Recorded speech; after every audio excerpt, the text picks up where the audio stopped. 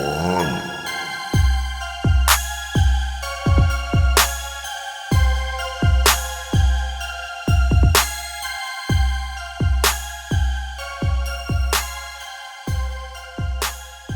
I like the part where you were talking about getting felons into the medical field. We talked a little bit about that. Now, how is that going? Actually, there's a lot more buy-in to that than there is to a lot of other legislation that we have out there. And there's a lot of allies down there to push that type of legislation. We just have to be very poignant and considerate of the type of legislation. And we have to get people down there to turn out and do the work to make that a reality for individuals. Because the reality is that 1 in 4 African American males is represented by a conviction that makes it so they can't get. Could you please tell me your name? My name is Johnathan Mc Clellan. How you doing? I'm doing all right Today, yes, sir. Yes. Why are you here? I got something to say. You're in the right place to say it. I'll give you the floor. First of all, before you even get started, could you tell me the position that you hold, the job that you have? Right. Like I said, my name is Johnathan Mc Clellan. I'm president of the Minnesota Justice Coalition. We are part of a collection of organizations that work with families and community to draft and advance legislation and other policy initiatives at the Capitol in St. Paul and in Washington, D.C. How long have you been doing that? 20 years. How did you come about doing it? 20 years ago, during the Pawlenty administration here in Minnesota, Tim Pawlenty, the then governor, passed a statute that disenfranchised 1 in every 4 African American males. And what that policy did, that policy was Minnesota Statute Section 245C. And we were getting a lot of reports of individuals who were working in the medical field but couldn't use their degrees to benefit the people who they could do the most good for. And this was a time when the NICSA system was created by the Bush administration. Pawlenty created this system as a tool to run for president off of, actually. And what it did was it said that if you've ever been convicted of a felony, that you can never work in the medical field, period. There was no leeway, no I'm going to file a report or something over here and try to get some type of variance. It wasn't that. If you were convicted of a felony, it completely disenfranchised you from working in the medical field. And Minnesota, being so tied to the medical field in and of itself, the largest employer in the state of Minnesota is the Mayo Clinic. And then you have United, Optum, and a bunch of other conglomerates in the medical space. And to disenfranchise 1 in 4 African American males, that was the issue that needed to be addressed. And that was the first political issue that I took up for that. I worked with various members in Minneapolis, and then I also worked with the Pawlenty administration and having conversations about the impact that this had on communities of color specifically. What did he have to say? I mean, what was his? I mean, because is this restriction, this disenfranchisement only in Minnesota that it's happening, or is it across the nation? And then when you spoke to him, what did he say about its impact? I mean, what did he think that it was not going to be as detrimental as it was? Mm-hmm. I mean, where was he at? I think that different types of laws have unintended consequences, but I think that when you are able to show that there's a certain effect on a very specific piece of legislation or a policy that does have consequences that disproportionately affects one class over another, that is something that needs to be addressed. And this was the angle that we were coming at, and we were told that we don't want to open the floodgates, but creating a crack is the better option. And this is what we were told. This is what we were told. So has anybody done any research on the impact it has had in the community? I mean, we know. I know there's people who have personal lived experience that they could talk about, having a family member that they could not take care of, or it could have been income into the family, but they could not utilize it because somebody had a felony or they had some charge that it prevented them from helping a family member, and the family member does not have care. Has there been any research done, any evidence-based research done on what it has had effects? It's been like over 20 years now. So is there anything out there? In 2008, there was a report that was conducted by a commission set up by the then Pawlenty administration that studied the collateral sanctions of a criminal record specifically. And this was one of the big pieces that they talked about. And even in that membership consisted of everyone from the wide swath of the spectrum, from conservatives to moderates to liberals and everybody, and they all came up with the same thing. And in my opinion, that report was tabled, and one of my roles was trying to get that report out to as many people as I could so they could see the harm that was being done as a result of a collateral sanction of a criminal record. You know, you go to jail, you do your time, you make amends to the community, and you're stuck in a space out there where you have all these additional sanctions as a result of your crime that weren't stated up in your sentencing. Right. And that is something that now, you know, individuals down at the Capitol are seeing that is not fair. But back in early 2000, you know, to talk about criminal justice reform was political suicide. Those are conversations that you had to have behind closed doors. And I remember because I would go in and have those conversations, and it would be like, let's go to my office. Let's you know, you'd be out on the hallway like you do now, and you're catching a representative going or a senator going to committee and stuff like that, and they're pressed for time, and you're had doing a walk and talk. That's what we call a walk and talk down there. That particular conversation is one that you would have behind closed doors. Now you can have the conversation out in the open, and it's not just the down at the Capitol. It's not about. I don't think the party stuff in my experience, played a role in a lot of being able to get some things done that would fix these issues, because we had. Just recently we had the chair of Health and Human Services in a Republican-controlled Senate hear the bill, and everyone on the committee unanimously supported. We've had Republicans and Democrats both carry the legislation, and I think it comes down to a specific ideology that sits over here and is steeped in white supremacy, and so you have these bills, and it's kind of a crapshoot who and what ideology you're going to compete with when you're trying to push it forward. And now we're in a space where, you know, this specific piece of legislation should be being heard next week. And we're hopeful that we're going to be able to get it passed because there was such bipartisan support on this specific issue. But the issue in and of itself is around expungements and the expungements role of individuals who have criminal records, and what does a criminal record mean if it's been expunged, and should DHS be able to deny you a license or deny you the ability to adopt a child or to sit over here and take in a family member's a child if they're unable to care for them. And these are some challenging things that are facing our community, but we're pushing it, we're fighting it, and we're hopeful that we're going to be able to make it happen. The one thing I like, you said, why can't felons become police officers? Mm-hmm. Why are they denying that access when we should be able to make some of the better police officers? Because we've sat on both sides, right? At that particular point, what is the climate? What has happened to make things a little bit more palatable when it comes to talking about criminal convictions that didn't exist before? We've been through the halls. What has changed? What's the difference now? I think that there's more of an engagement from that community with legislators. I mean, typically individuals who had criminal records are like, I don't have a say, and nothing I say matters.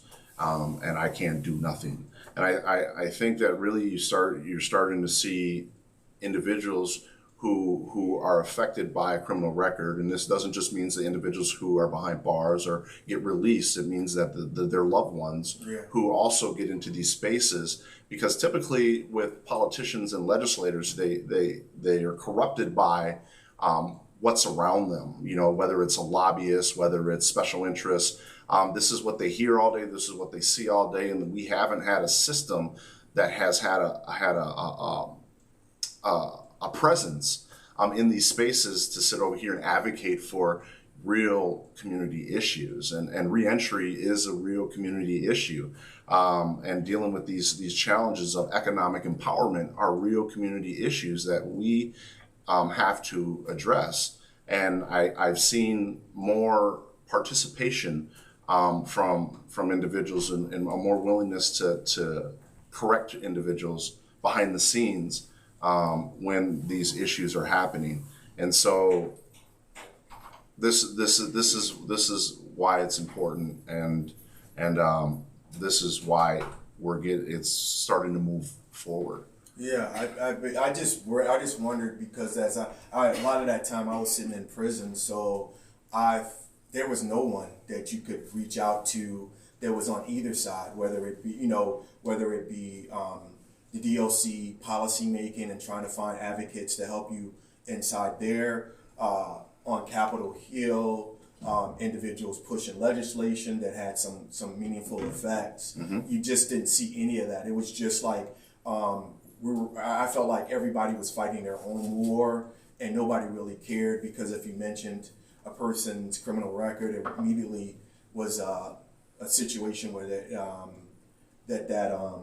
that conversation was just, it was null and void. It didn't matter what the crime was. They just didn't see, it wasn't about rehabilitation. It was just about punishment. Punitive, and that's ironic. You know, on my website under About Us, you know, I have it posted under Restorative Justice component that in 1974, the Minnesota Legislature declared that it is the policy of the state of Minnesota to encourage and contribute to the rehabilitation of criminal offenders and to assist them in the resumptions of the responsibility of citizenship, the opportunity to secure employment or to pursue, practice, or engage in a meaningful and profitable trade, occupation, vocation, profession, or business is the essential to the rehabilitation and the resumptions of the responsibilities of citizenship. Yeah. That tells you, and what that tells me and everybody, is that they've known about this for a very long time. So much so that they took a position on it. Right. And you have to ask yourselves, since 1974, what has been done to advance that directive? And keep in mind, that was the legislature that came up with that. Right.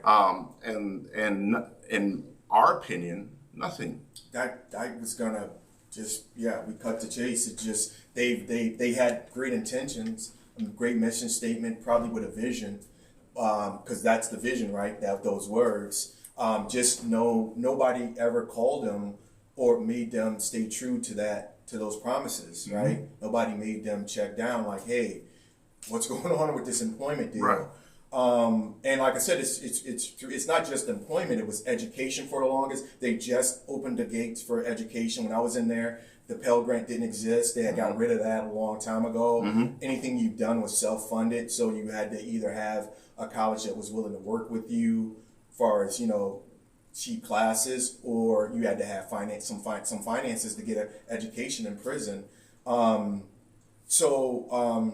One thing that we've been going back and forth with is policy. You're phenomenal when it comes to policy. You know how to get something from just talking about it to making it be a bill, to moving that through the different houses and actually get into the floor and get it approved.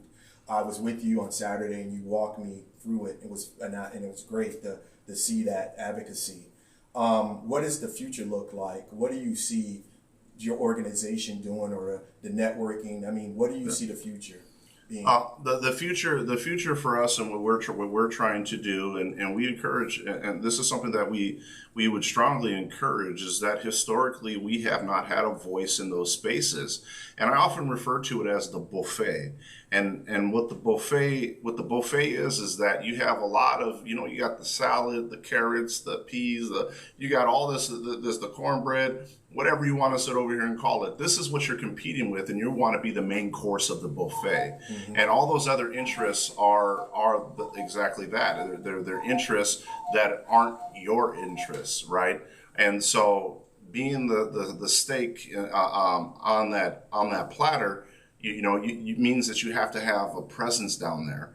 And what we want to do is we want to create that space, that consistency. It's one thing to come up with an idea and work with the legislature to create a bill. Mm-hmm. It's another thing to have a sustained presence and have a sense of consistency to advance that legislation, whether it's 1 year, 2 year, 5 year, 10 year. And the individuals that are elected down there, seeing that you have that sustainability, then at some point they're gonna take you seriously, and you will be the stake, as opposed to these other special interests. But we haven't had that. We haven't had a voice. We go down there. It's almost like when you see protests and you see different types of issues happen. I mean, we can take this all the way back to the 60s, yeah, when Martin Luther King was protesting, and they had a 4-step process that came up with SNCC, mm-hmm, on how they advance policy and legislation and created change. And the first bullet point in that was that you determine whether or not there's an injustice. Once you clear that hurdle, then you negotiate.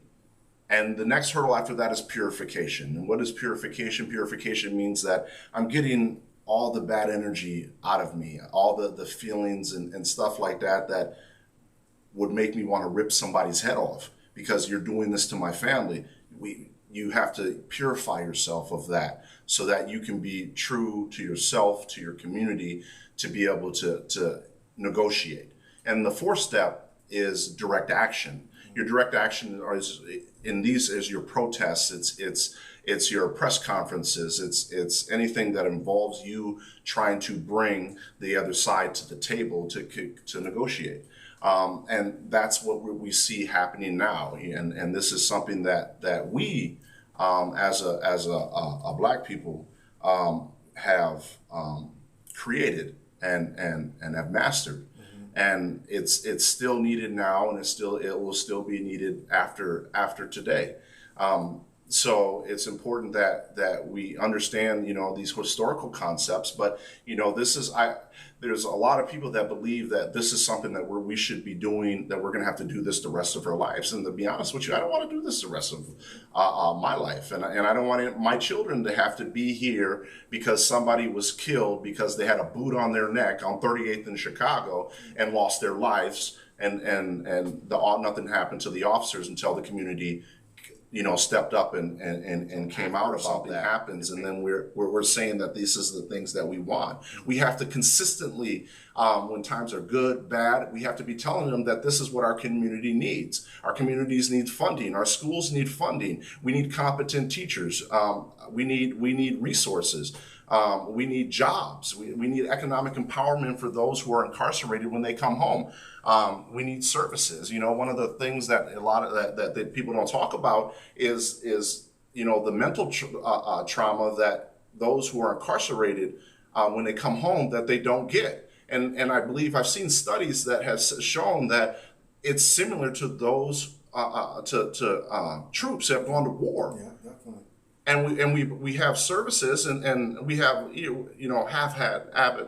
asked services for our troops, but we have no services for persons who are incarcerated. But yet we invest all this money into a system and we preach rehabilitation, that's what we're doing, but we ain't putting our money where our mouth is. We ain't creating the structures and the systems for it. We haven't. And so this session is really important to me because we have a lot of policies that we believe that will serve the community good, both in police reform, economic empowerment, and restoration. And these are things that are important to us, and should be important to all the community. And yeah. That's a great segue. We're going to take a break real fast. Come back. We're going to talk restoration. We're going to talk empowerment.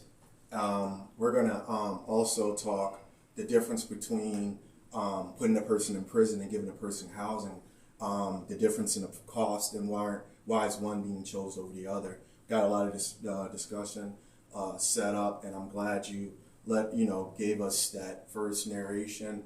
It was excellent, and we'll be right back.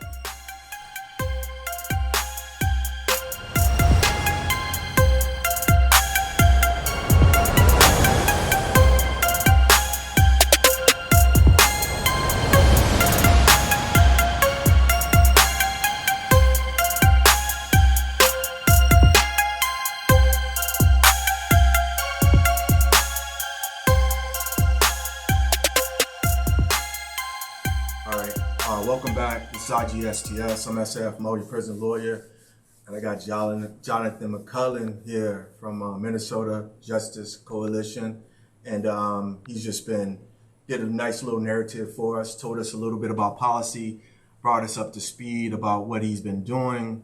I just had a question for him I wanted to sort of start off with, and I was on my feed through the Vernon Institute, and they sent me this question. They asked how much money would it cost to give a man a house or put him in prison in New York, because they keep those types of statistics. Mm-hmm. Come out, it costs over $200,000 to put a person in prison or jail or whatever, and it costs about $56,000 to give a person some type of form of assisted living. So my question has always been, why would you continue to utilize the criminal justice system when it doesn't do anything but soak up money? It doesn't do anything at all. Mm-hmm. So, I mean, have you heard that before? Is that something interesting to you?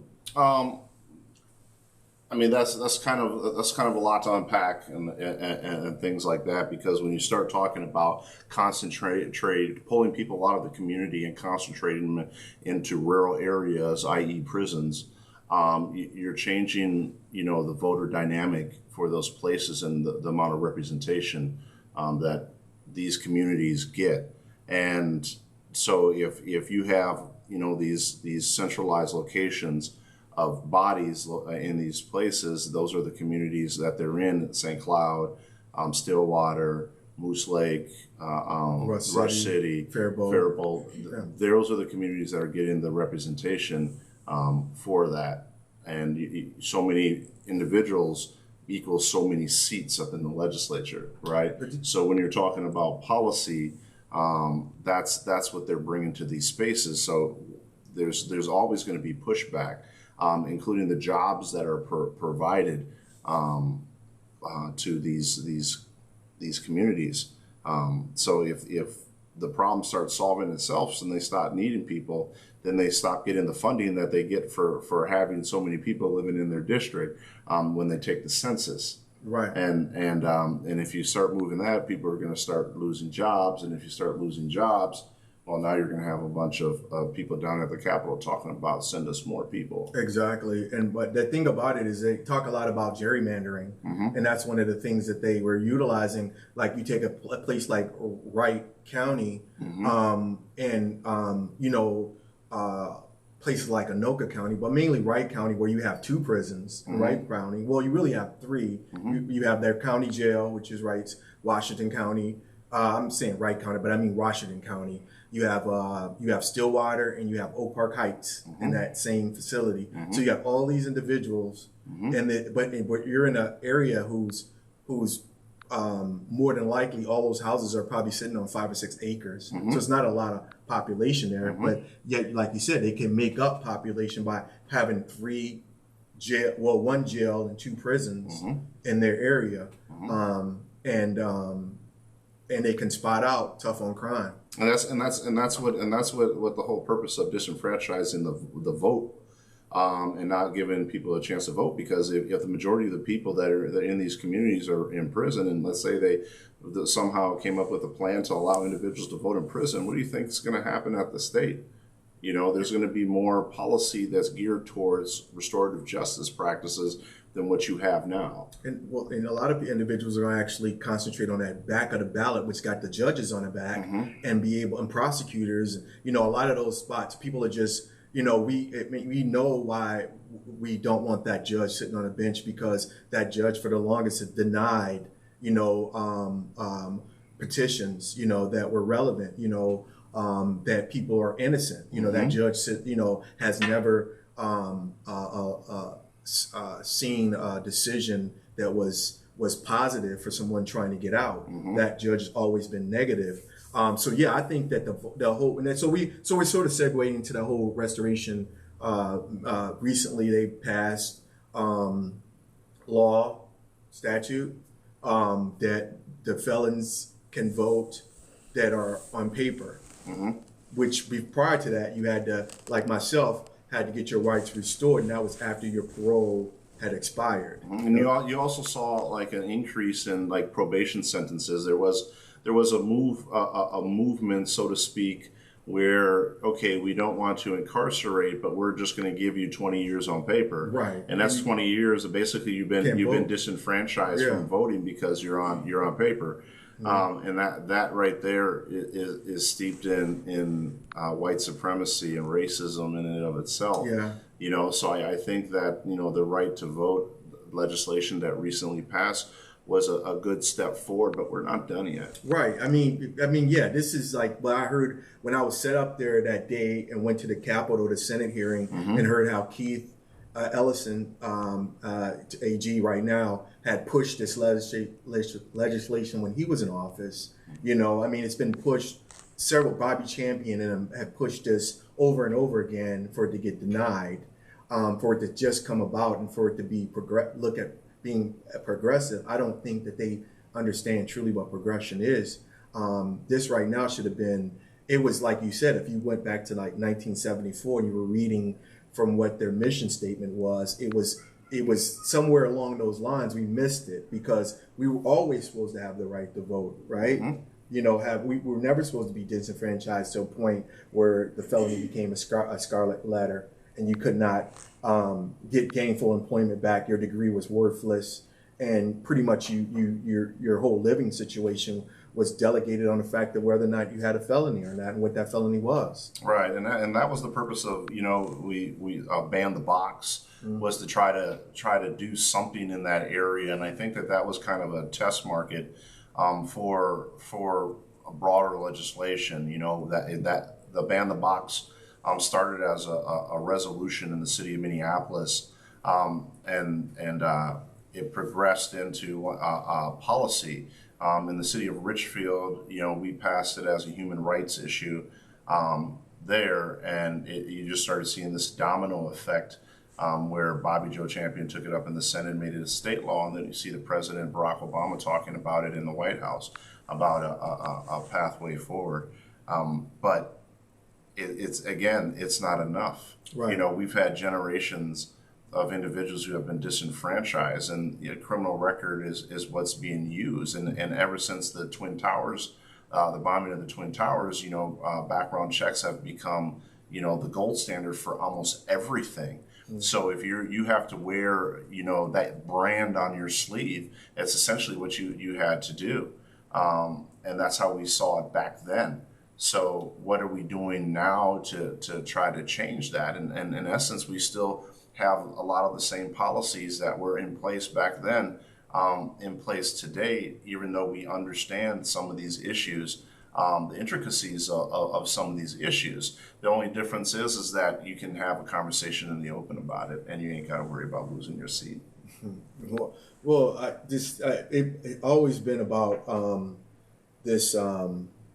I felt like we had this discussion on the phone after we were just sitting, just chit chatting, and I told you I had mixed feelings about Ban the Box because I get out and I'm part of Ban the Box, right? I come on the crest of the end of being you having to mark the box on a felony, and then them hiring you for the job, and then in turn disqualifying you from the job because you have a criminal background, and it became cumbersome because you would get the job, you'd be qualified. And I mean, I've said this, it's like, other than a felony conviction, I'm qualified for the position. Felony has no relevancy to the position that I'm taking. So how can you utilize it to not, I mean, you're saying I'm a perfect candidate for the job. It became, to me, more complex because they still utilize the criminal background check to disenfranchise the individual. They took you further along through the process. And it got, well, with me, a lot of times, this is personal experience, I felt like my hopes got up for me to be, right. I'd rather just abandon the box. I'd rather just disqualify me for having a felony, having me go through your process of onboarding. Right. So that's just sort of how I felt. Right, and no doubt, there's always, when you pass different types of legislation, you have to tweak and add and take away different types of things based on the results that you're getting out there in the community. And if we did that more with a lot of policies that we pass, we would find that we have a system that's really servicing, our community. And I think that, legislators think that they're being judged by how much policy that they can push.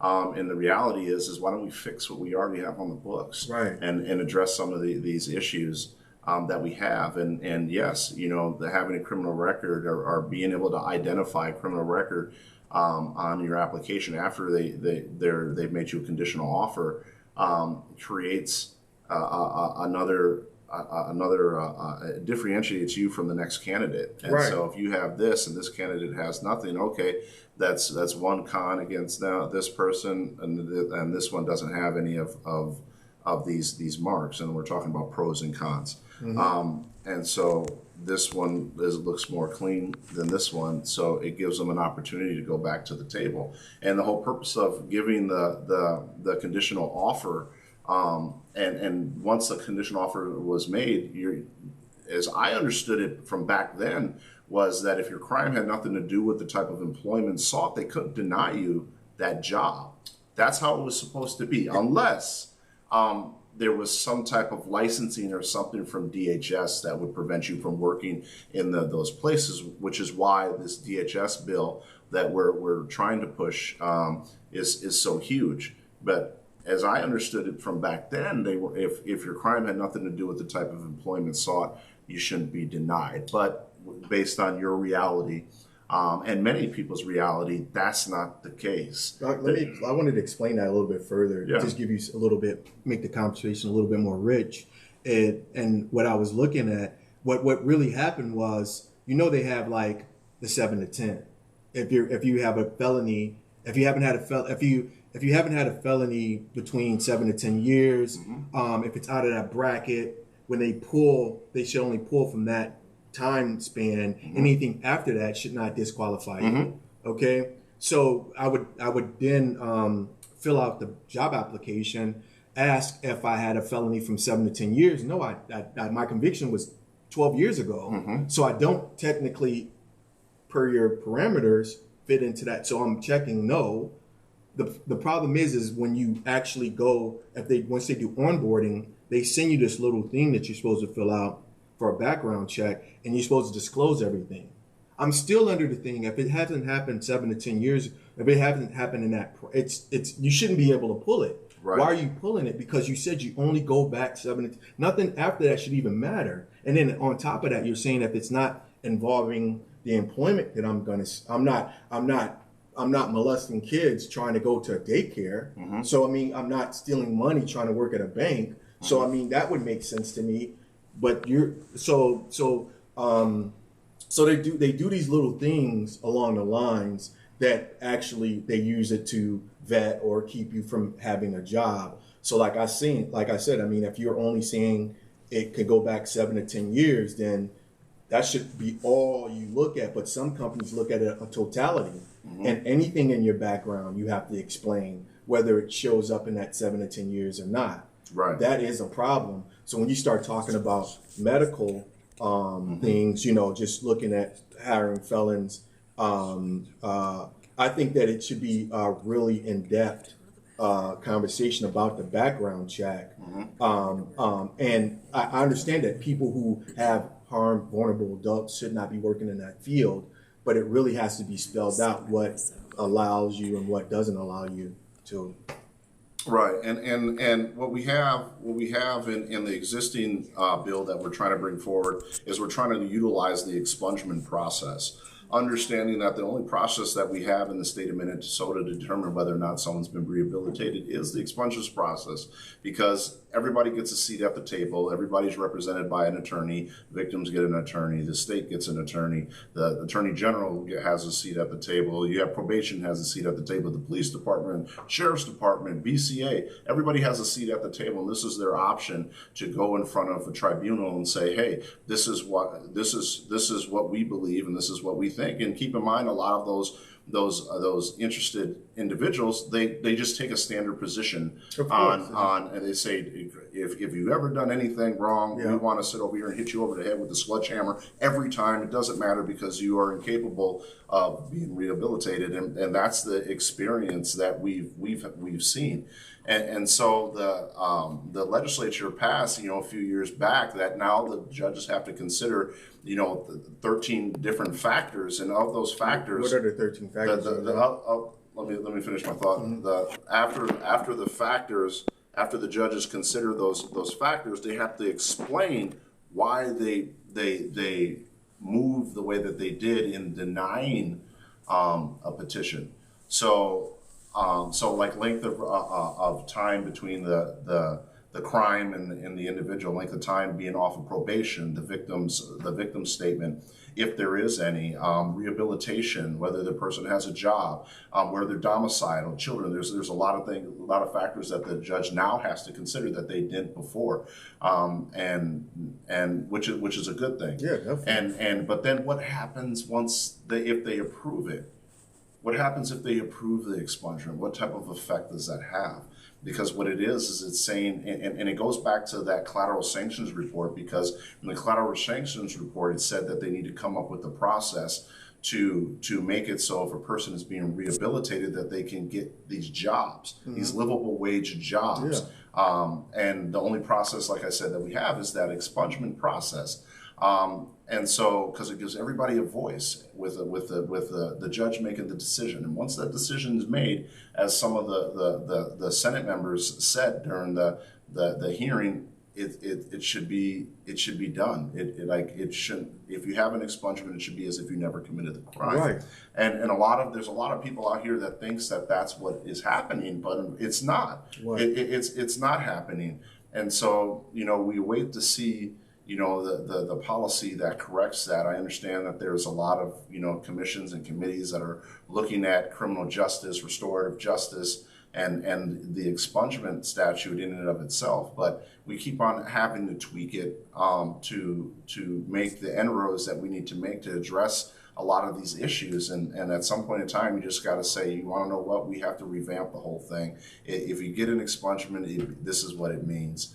And we don't sit over here and try to play politics with that. Well, there's an interest over here when you're talking about gun rights. There's an interest over here when you're talking about healthcare and vulnerable adults. There's an interest over here. No, when someone's been rehabilitated, they served their time, they've demonstrated that. The idea is to get them in the community, because the whole idea of restorative justice is about addressing the harms to the victim, about understanding and making amends as the aggressor or as the perpetrator or as the offender, and then it's about addressing the community and what the community says. And what we have is this heavy-handed approach from state interests, from a lot of the people that don't live in our communities, trying to dictate what our community wants, and we can't have a process like that and expect it to work. We have to sit over here and pay attention to all different angles of how we move forward, and take in consideration, what the role of our penal system is. Is it supposed to be rehabilitation, or is it supposed to be punitive? Do we just want to lock people up and keep them off the streets, or do we want to lock people up and retrain them, provide education? Because we know that a majority of individuals who are in prison are going to be released into the streets. They're going to be released back into the communities. And so this is why the community voice is so important. Right. And do prosecutors really represent the community voice? Historically, no. Right. That's why you've had a big push when Bernie Sanders was was kind of was the first one to really put it out there that we needed competent prosecutors who had a connection to the community, and there was a big push to try to change out and encourage other lawyers to run for these positions who had a mindset that dealt with criminal justice reform, or that at least understood it and was willing to work with community and those different components of what that reform is supposed to look like. And I'm hopeful with the election of Mary Mariotti in Hennepin County, and we just have to wait and see what happens there. You know, John Choi is in Ramsey County, and he has some real smart people working around him too. So I wait to see what the possibilities are. We're not where we were, 10 years ago. We're not where we were 20 years ago for sure. And so I wait to see like how they utilize these positions to address some of the harms that have been caused by this. And like you and I talked the other day was, that when we talk about creating jobs, I hate when people say, well, there's a lot of good construction jobs out there and things like that. Well, let me tell you something. There's a lot of people who can't do construction jobs. There's people who have injuries. There's just because you're not a machine when you come out of prison, right, as I understand it. And there you have different types of talents and aspirations and dreams and things like that you want to do. You have some people that might want to get into broadcasting, some people that might want to be a doctor, some people that might want to be a chiropractor, might want to sit over and do this job, that job. And to sit over here and say, no, you can't. Yeah, because of a criminal. Even if you've been rehabilitated, is barbaric, I think.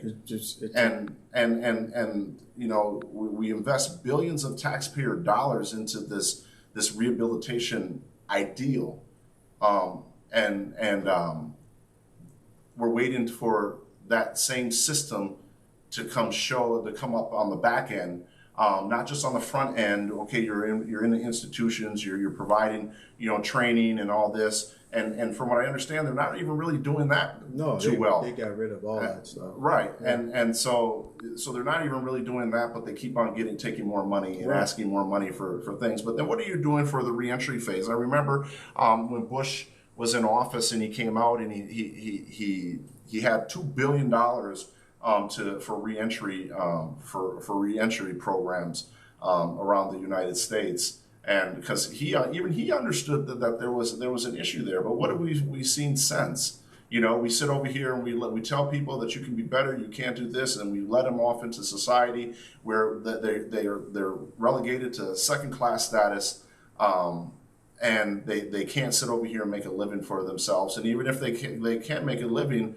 Even if they can't make a living, they have to jump through all types of hoops and hurdles and stuff like that, despite having served their time to their community. If you do the crime, you do the time, and once you do the time, then it should be as if you never committed the crime. But why are you constantly forcing individuals to wear a criminal conviction on their sleeve, to get rehabilitated, and think of the hurdles. You wonder why recidivism rates are high. It's because the systems that are supposed to support inmates are not in place. There's something that's out of whack with how we're doing business and how we're treating community members. And until we invest the time, the energy, the money, the experience, the knowledge, the wisdom into these spaces and take in the community, the feedback, these issues aren't going to be resolved. But it all starts, in my opinion, with having a presence at the Capitol, having a sustained voice down there. And you have a day on the Hill for criminal justice reform, but you need more than that. Right. You need individuals down there. You need people engaging the political system, and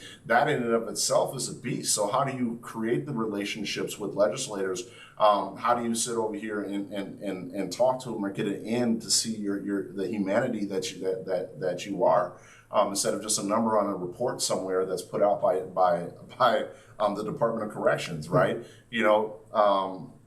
One of those ways that you can do that is getting engaged in the political process. caucus in the party who has your beliefs. I don't care if you're Republican, Democrat, Independent, non-part, whatever you is, engage the process, right? And talk to people, because there you get a hands-on feel for, and you get a voice. Like you go talk to the legislator, they're right there with you. You can sit Right. over here and talk to them about their issue. They're trying to get your vote. Right. So why don't you sit over here and tell them about your issues? Well, just that workshop you had, again, I said that gave me an opportunity to actually see the process and how it works. And I just think like more of that needs to happen within our community, where this scary thing, the politics, but they made it scary, right? We don't want to engage ourselves in it.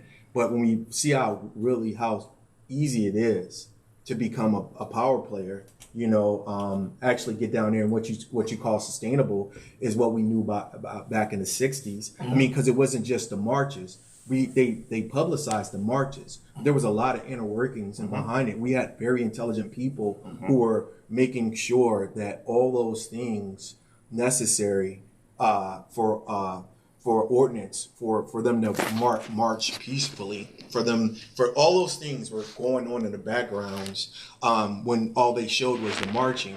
And for some reason in our minds, we feel as though that all we need to do is march.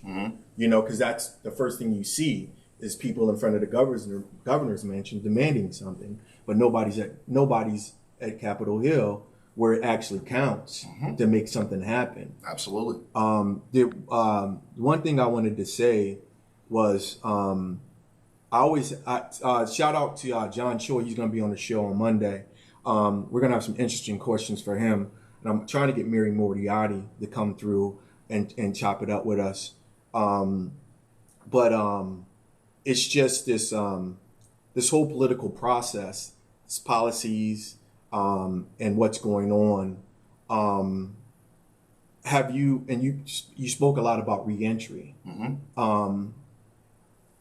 My organization right now is conducting a study, and we're looking at how we can fill different types of positions within our government and our states with the labor force of ex offenders, and so we want to know, like right now, a lot of people don't know that the education system, they have a shortage, that some schools are being closed. Yeah, definitely. And that obviously the medical field, is something that we're all going to need in some of these spaces. And the idea is to try to figure out what are you looking for with an expungement. Like obviously, I've never met an ex-offender who wasn't willing to go through a process to demonstrate they've been rehabilitated. I wanted to ask met you that question. Yeah. Like, how long do you have to wait for you to seek expungement if you were a felon, right? So I'm off paper. Do I have to wait till I'm off paper to start this process? Should I wait 10 years after the crime? I mean, is there a blueprint to working this expungement? I would say at least 5 years. No same or similars. No same or similars. No same or similars. I think it's important to do everything that you can. I always say, when in doubt, go to school, and try to get some perspective, because you're always gonna. The idea of school is to network, right, and to meet people, right, and try to develop the skills that are going to keep you to where you want to be. Who gets you to where you want to be. What you know is what's going to keep you there. Net worth is net worth. And so you when in doubt, go to school. Try to understand, learn, develop some skills, and to keep your mind from going different places, and try to surround yourself with individuals who are like-minded, or surround yourselves around the people who you want to one day try to become or be like, and I was always told when I was young, never take advice from anybody who ain't where you want to be. And so you want to surround yourself and create a good network, because you know that you're going to lean on them. And these are some things that the court looks at. Who are you accountable to in your process when you're trying to when you're talking about rehabilitation, you've been rehabilitated. Who are you accountable to? A lot of individuals, when you think of that, I want you to think of like your mom and your dad. Like think of like if I sat over here and messed up, like I'm making them look bad. Right. And so I got to sit over here. I have their name, and I got to sit over here. I can't afford to sit over and make them look bad. Right. So, and that's kind of what the courts want to see is like you have this network that's going to support you. You have this community that's going to support you, which is why the community component is so important. Well, yeah. Well, the thing about it is that when you talk about it, as I listen to you, a lot of that is being destroyed while a person is being incarcerated. Because when you do decide to start coming out of prison, they want you to have some type of plan for you to be successful, a support plan, individuals within your community that's going to provide housing, employment, whatever you need. Transportation is very important for you to be successful. They know this, but yet still they do everything to destroy it, and then make it even more difficult as you get out. Just people, so what I'm getting at, I'm not trying to be long-winded with it. I just think that knowing what we know, we should go into the whole this whole process thinking at the end of the day, an individual is going to get out more than likely, and they should be around like-minded individuals doing positive things. So, because right now in that position, that's an incubation period where a lot of people go in prison and come out worse because they're around individuals and all they do is talk about criminal behavior, things that they can do when they get out, right? I'm gonna become a better drug dealer when I go down. I'm not trying not to become one. I'm trying to become a better one. I'm trying to plug up. Where take that same approach and understand that these individuals right now are in a position where they're unfrozen, right? You can put information into them and they will accept it and be more. At the time, I've seen people turn to religion. I've seen people turn back to their family. I mean, that is a place for fertile ground for you to plant seeds for individuals to come out and become better individuals within a community, but they waste it all, is what I guess that's my end statement to what I was saying. I've seen it. Right. I know I've seen people go in. Right. Well, the idea is in essence what you're saying is that we need. This is a time that we're sitting over here putting more tools in the toolbox, because a lot of individuals don't have the fortune that others have, and so we have to develop tools, existing tools, and then we got to create tools and put them up in there. But what's the problem is that the state, your government, is not giving you the tools that you need to be successful out here. They're just not. I think they benefit for you not being successful. Yes. Why is it not? We talked about it. I said the biggest stimulus program they had for rural right America was prisons. They put them in prison. They took the agriculture aspect out and they gave them prisons. And they worked there for 20 years. That's a retirement. They're going to get paid X amount of dollars. They're going to have full health care. I mean, why wouldn't you do it? It's a cake job. I mean, come on, man. I mean, so yeah. I mean, it's just so we're getting everything. I like the push. I like what I'm seeing. I think that what did happen on our side is that we had a lot of players come out of prison. We had Kevin Reese come out. We had Darius Bay come out. The people like D Nice and people like Money Ross coming out who are in their 60s now, looking at the system, saying, I was a valuable employee for you when I was locked up. Now I get out and you want me to go work this construction job. Why can't I work for the DOC still? I was working for the DOC when I was in there. I know as much. I done spent 30 years there. I know as much as your commissioner knows about the DOC. And that's always been a challenge in the state of California. They use prison labor for fighting fires. Okay. Yeah. And for a long time, ever since they started that program, a lot of firefighters were putting their lives on the line, or a lot of inmates who were firefighters were putting their lives on the line, and dying and everything else. Yeah. And recently I think 2002, take that back, in 2000, I want to say 19 or 18, that came to light head on, and the politicians there were like, we need to sit over here and come up with a process for individuals who were firefighters and could do the job inside to be able to get, once they get released, to be able to do it on the outside. It only makes sense, right? You can do the work while you're in there, but when you get out, you got a background check. Yeah, you have all these issues, and in California, the issue came around, being licensed by the to get your EMT license, that the licensing component for all that is because we have this system that constantly wants to beat you down, right?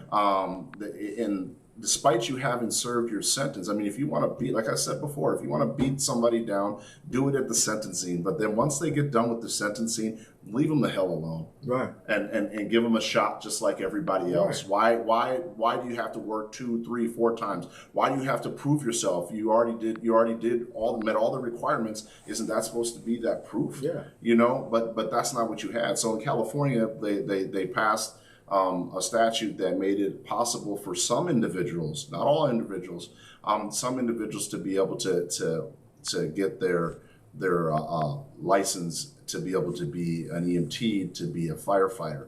But the roadblock that the other individuals are running into is the court system, who have adopted these draconian policies and don't see the value in rehabilitation, or they believe that, if you commit a crime, that you're just a criminal, you're always a criminal, and you can't be rehabilitated. Listen, I prefer them to say that. Just tell me that at court. Be like, listen, you're going to be a scumbag, douchebag forever. We're never, just be honest with me. Mm-hmm. Why are you I'm going to college, I'm doing all these things to better myself. When I get out, thinking I'm going to have an opportunity for me not to have an opportunity for you to play game. Like I said, forget ban the box, all that shit. Just tell me, like, if this is going to be a life-ending, just keep me in prison, lock me up. Just why even have me come out and go through these processes if it's just a game? My question has always been, and I've asked this question over and over again, I'm going to ask it to the individuals that's coming on the show. When does the felony start? Does it start when I got sentenced? Did it start when I got convicted? Did it start when I got the charges? Did it start when I did the time? Did it start when I got on parole? Did it start when I get off parole? When does it start? Because it keeps starting, and I'm in this process, and it doesn't seem like I'm ever going to be able to get out. And it can continue to utilize against. No matter how far I go along, I move away from it. It doesn't matter. Right. And nobody could answer that question. I've asked it several times, and it's like when does it, I mean all this, this is crazy. I mean, all this back end, you can continue to make my life hell. Mm-hmm. So I think that we have a system that fetishizes differences, the classifications of people. Right. Whether you're black, white, have a criminal record or anything like that. Yeah. We have this fetish in our society. I don't even want to say, because a lot of the individuals that I speak to don't agree with a lot of the things that are happening, but their allyship ends there.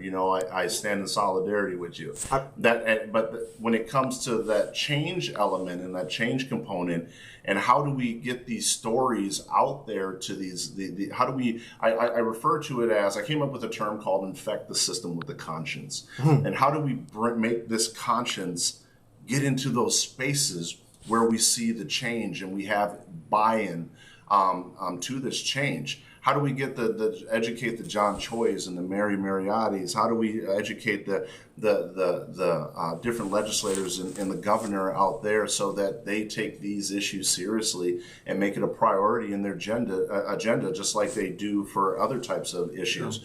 Yeah. You sat over here in last session, you saw them come up with policies that make it so you can get up to 25 years in prison for assaulting a police officer, but yet you have the whole community come out and demand policy that provided police accountability, and we weren't able to get one piece of legislation done for police accountability. Because and a lot of that is because we have to have that sustained presence down there holding the legislation, the elected officials accountable. I've seen legislators that were at George Floyd's funeral down there. They're all talking about all this good stuff about, this is sad, we have to do something, but they're not doing nothing. They're not. and that type of madness drives me crazy. When you see someone telling you something to your face, and then you see them down there, and and some of them will put their head down and they'll walk, and you see this. Mm-hmm. This is crazy. Yeah, I mean, so it's not, so when I say it's not like the first thing you do is identify a problem. It's no different than an individual who has an addiction issue or anything. The first step to recovery is identifying that you have a problem to begin with. Yeah. Okay, so the problem has been identified. Okay, and then we sit over here and we bring forward legislation. We have it. It's down there. Do something about it. But that sustained presence is the one thing. When you look at the kink in the armor, where is it at? It's in the sustained presence component. And what is everybody else doing? You have police down there. You have every city has a lobbyist down there. Yeah. You have special interests down there. Agriculture's down there. Everybody's down there, but us. Right. And I think this nation of exceptionalism is where you play. So, because everybody believes that the reason that you're in that position and I'm not, because you fucked up, I didn't. You can play into that all you want. I'm better than you because whatever reasons. It makes that guard feel when he walks into that cell. Like, if I have him tell me this, it's like I don't believe any. I had individuals say I'm innocent of this crime. I didn't do this crime, and the guard said I couldn't believe that. It's like, how are you so vested in this system that you believe that it's so perfect, it never make a mistake, there's nobody in there that's innocent? There's statistics out there that prove that there's mistakes, that there's innocent people that are locked up, and guards are not, prison guards and jailers and all, and individuals are not immune. How many videos have we seen of police officers abusing their authority, killing in cold blood? Just recently, last week, I believe it was in Alabama, you had an inmate that was frozen to death by the prison guards, and they were making fun and taunting him while he was up in there as a form of punishment. Yeah. And so there are some serious issues that are outside of this rehabilitation thing, to sit over and say that you're putting me around this, but these are the minds that are over there at the Capitol that you need to sit over here and change. There's a specific ideology that you're less than human, right? And because you're less than human, we can treat you some kind of way. That's what they did. That's what Hitler did with the Jews, by giving them a number. Right. Just like they give you an OID number and stuff like that. Yeah. You're less than because you're a number. No, you're not. You got to go by that number, and that's your identity. Yeah, that's who you are. Like, you don't have a family, you don't have kids, you don't have a heart or mind, and aspirations and future. They should care about. Same way. Read the Dred Scott. It's more true today than it was when they read that. When they put, I read that. I read law reviews on it, and it's truer today than it was before. Mm-hmm. There's not. They're showing it. I talked to you before about the future. If right now, what legislation are you happy about? What do you think that should be, that needs to be enacted, or what we need to be working on? What can we do to help? This is our fight. We're going out on this right now. I just want to know, because meeting you, I thought you was a DJ when I first met you. I was like, this is a good ass DJ. in a suit. So I see you. And then I get a call from prison, and somebody says, you need to go check out this Johnathan Mc Clellan dude. I'm like, okay, whatever. So I do my thing, and then call me back. Did you check on him? I'm like, I seen some pictures. I think I know him. So I talked to you on the phone. Hey, what? You look real familiar. Don't I know you from somewhere? And it's like, you brought the music to the Father's Day deal in Stillwater, which is great. I didn't even know who you were at the time, and but what I'm saying is the hats. Mm-hmm. I see you in a suit down at the Capitol, and I see you playing the latest and greatest, cheering the guys on during Father's Day. Mm-hmm. That's the type of dude I want to be around, and that's the type of networking I want. And I was so happy that I knew you when I looked you up, and it was just funny how we meet. But back to the question I have, and this is, get in the comment box. This man's doing great things. I mean, like I said, he took me in on Saturday and taught me a lot. But I want to know what in your mind, where you at right now, what should we be looking at? What should we see? Where should we be? What should we be doing to get up to speed? Because we are lacking in this area, and if for no other reason then it's easier to watch YouTube video. I don't know. I mean, easier to get into these rap beefs on World Star. Well, I mean, I don't know. Like, why aren't we participating in this process when it affects us so detrimentally? Right. I would say that, and thank you for that.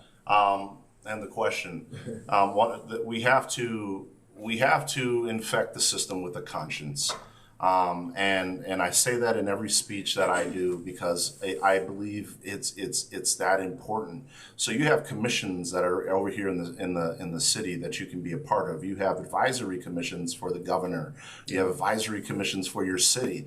Engage the system and push the same message. We have to infect the system, and how do we do that? Is by engaging. You know, when you go to caucus, you have an opportunity to write a resolution that can be supported by other people in other caucuses that are writing the exact same resolution. I see it all the time, and those resolutions are the platform for the different political parties that they have to advocate for. So sometimes when I go to a legislator and they're on the fence about something, I'll say it's in the platform. You know, the people asked for this, and things like that. And sometimes that could be enough just to say, okay, I'll sign on to the bill. Some other things that can be doing is just have the conversations about it. You know, just because you have a criminal record, criminal record shouldn't be a dirty word. You know, and it shouldn't define who an individual is or who you are. One mistake. It shouldn't define your. It should not define your life. Yeah. And when you get involved, when you see politicians coming to your house, knocking on your door, or having different types of events, show up to those events. Ask them how you can help, and or ask her how you can help, and how you can get involved to help them more. Let them see that you're serious about it, but also use those opportunities to be at those events, to sit over here and talk about what's important to those issues. Remember, lobbyists, special interests, they're down there, they're in their ear all the time. Okay. You want to be in their ear just as much as they are. Yeah. So you got to go to them and find them and catch them where they are, and sit over here and push the issue. And they see you more. They'll see you over there at the election campaign. You'll be pushing the message over here. And everybody's talking about these ideas about criminal justice reform and restorative justice and community and all these great things. We have to sit over here and kind of fill up that cup with our ambitions and our dreams and our goals and our hearts, our minds, and everything and when it overflows, it's just going to spread everywhere. Yeah. And that's in essence what we're trying to do. And when we were down there at the Capitol, at the state office building, and there's a state office building, and then there's the Senate office building. We just don't want to be in one and doing all the work over in one. We also want to be doing it over in the other.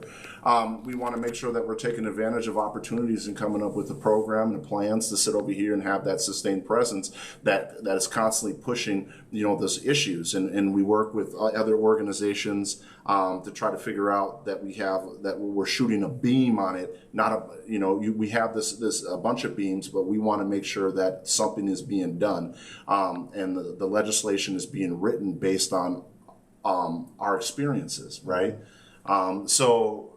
And that's how we do it, is by engaging the system, infecting it with the conscious, letting them know what's important to our communities, letting them know what's important for change. And when we see them out there on the streets in their blue jeans and sweatshirts and t-shirts, and when we see them down there in their suits and dresses and things like that, in their dress codes, the church, their Sunday clothes. We want to make sure that we're bringing that same message over there that we are over to there, making sure that we're supporting candidates and individuals who believe in our ideals, but don't fall for the banana in the tailpipe. Right. Because there's a lot of that out there too. Like I said, there was individuals who showed up to George Floyd's funeral, who when you see them down there now, they put their head down when they see you because they know what they said.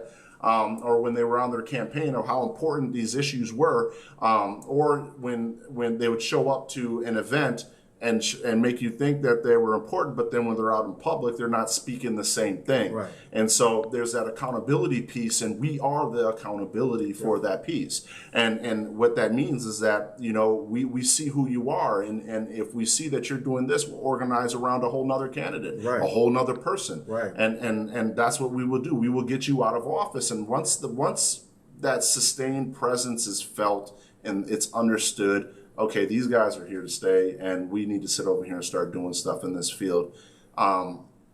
Once they see that, they're going to sit over here and be more amenable to these different types of policies. They ain't going to play, because you got to be careful with the legislator who will smile in your face. They'll talk to you. They'll act like everything is good. But when you look at their work product and what are we putting out there, when's the bills, how are you communicating with me to let me know that this idea that I had around criminal justice reform or around restorative justice is being done. And if you talk to them and you wait a month, or 2 months and something's still not being done, it tells me that they just don't believe in it. Right. Because if I believe in it, it's nothing more than me sitting over here writing this idea down on a piece of paper, going to my LA legislative assistant and say, send us up to the revisor and go get me a bill and get something back to me. And then I'm working with this individual on that, connect him to this bill, make sure that it does what he wants it to do, and then let me know at what point when we're done so I can get it a committee hearing. And that's how you know the difference between somebody who's blowing, who's trying to, put a banana in your tailpipe, or somebody who's really sincere about trying to accomplish these meetings or accomplish, the arduous task of trying to create and change the system. And that's what we need. We need that sustained presence. We need to infect the system with a conscience. We need to engage everything. We need to talk about our experiences to community, and we need to build up the support. National Night Out is another good opportunity for individuals to talk to people in the community and get our stories out and try to build a consensus. Because if this person sees this guy's I never knew that. You'll say I would have never known that if I would have guessed. You'd be surprised. 1 in 4 people who look like me make up that demographic. Yeah. So when you're out there, when we sit over here and we talk about we're fighting for this, and this is why it's important, is because wherever you go, you're going to be touched by that. And as time goes on, there's going to be more and more and more people that represent that demographic. Legislatively, we're doing what we can do. One of the biggest piece of legislation that I think is that we could do. There's no such thing as criminal justice reform, restorative justice without an economic empowerment component. Yeah, definitely. I want you to be able to be able to pay for your kid, pay for a mortgage, pay for all your insurance, pay for food, pay for all the stuff, and still have enough money to go take your kids out to the movies on Friday. And anything else makes it a caste system. Anything else makes it a caste system. Yeah. And so that's what we want to see. Is we want to see this economic empowerment component. We want to see more employers looking to individuals, not having that be a scarlet letter, a criminal conviction be a scarlet letter for that livable wage job, right? And things like that. We want all of our people to have the opportunities to succeed together, because that's what community is about. That's all community. That's common unity. That is. Appreciate Johnathan coming to the show. I knew he was going. I mean, I can't do nothing but listen, because this man, he's got it when it comes to actually putting together the vehicle necessary for change.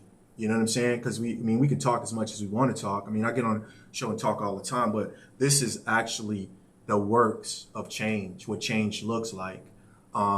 And this is why I wanted you to come on. This is why I wanted you to talk, because we need to know it. It needs to be out there, and it shouldn't be a secret. You know what I'm saying? Right. It shouldn't be, like everybody coming out of the joint should be teaming up with you to get to the Capitol to try to figure out what's going on and how we can change this. You got any final words for us? I want to let everybody know, and that is down right now that you are somebody, and that we're doing whatever we can out here to make sure that you are released into an environment where you can thrive. We're not there yet, but we're doing the work necessary, and you can engage the work. The same thing about your families and your loved ones, your children. And, you are somebody. You are a person, and you matter. Your voice matters. Your vote now matters. So when you get out, just know that there's something for you to be a part of. Engage the system, infect the system with the conscience, bring your experiences out here, and let's get this work done. We out. We're going to smoke. Hey, You're Ron. What do you got to say about SAF Mo saying white MFers? I don't give a fuck what anybody says, because it's America, and you should be able to do and say what the fuck you want. God bless America. Got something to say. Next Saturday, my man Johnathan comes to talk to us about policies, and he's gonna be episode 50. Check us out.